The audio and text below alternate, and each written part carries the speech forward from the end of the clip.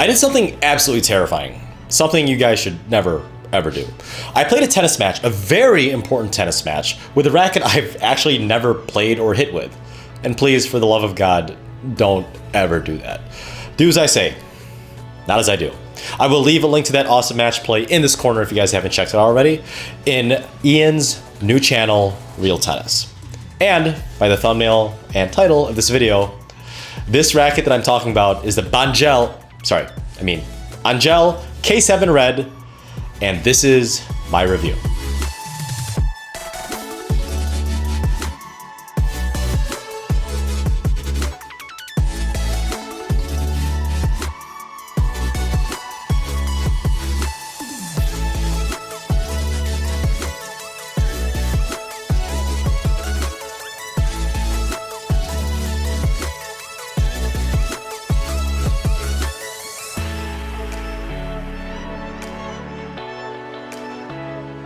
The K7 Red is 98 square inches and is coming in at 2.7 ounces unstrung with a 64 stiffness rating in an open 16 by 19 string pattern. You might not have heard of this string manufacturer if you live in the Americas, because this small tennis company is actually based in the UK, with literally no rackets or string demo programs in the US that I'm aware of. A real shame, but more on that later. The sleek, thin frame and relatively plain paint job really does not boast high marketing value at all, and that's something I absolutely love this company for making that decision. You know what's also sleek? You hitting like, subscribe, and that notification bell for more original tennis content. From the baseline, this racket swung extremely well. The launch angle was slightly too high for my taste, but it was somewhat controllable after some getting used to. Complementing the high launch angle, this racket had more spin potential than even the most spin-friendly Bablots. So, spin seekers might want to test this racket out just on this point alone. And surprisingly, the stability on this somewhat slightly lighter frame was extremely good, if not even excellent. The plow through, the penetration, that's what she said, is probably the best out of any sub 12 ounce racket I've ever play tested. And it's with no surprise that flattening out approach shots with this racket, or ripping flat returns at the dismay of your opponents, was a dream with this racket. I will say though, this racket did feel a bit mushy, not disconnected, just a bit mushy at times, like a rotting bowl of mac and cheese at the back of your fridge. But this was only apparent on slightly off-center hits when the ball was coming in fast. Oh yeah, and the forgiveness for this racket was top-notch along with the maneuverability. Overall, again, from the baseline, this is one of the best rackets I have ever played with.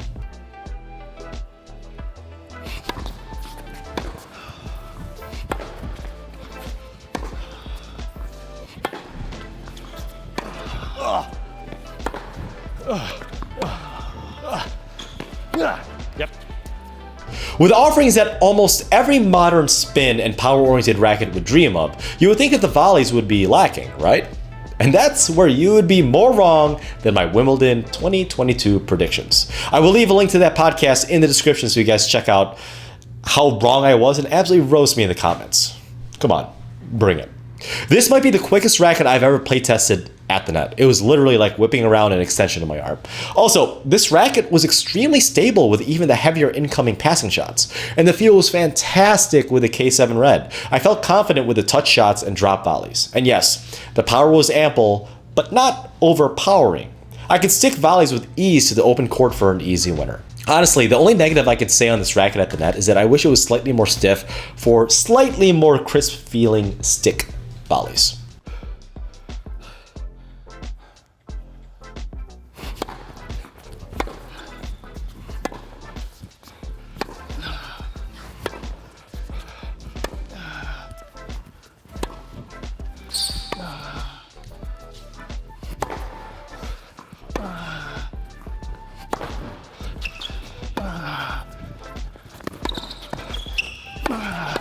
Great shot.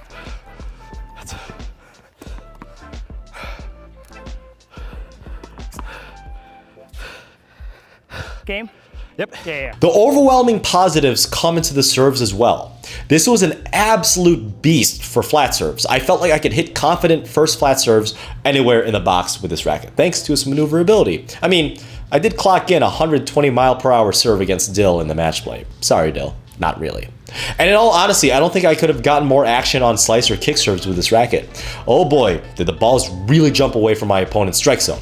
Again, sorry, Dill. In all honesty, this is the perfect racket for almost any type of serve, except maybe just like the volleys, I wish it was slightly stiffer to get some extra pop on the flatter serves. Again, overall, this is still an incredibly impressive racket when it comes to serving.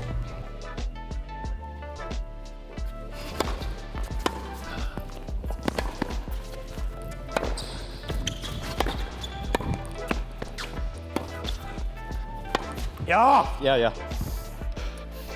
Edit.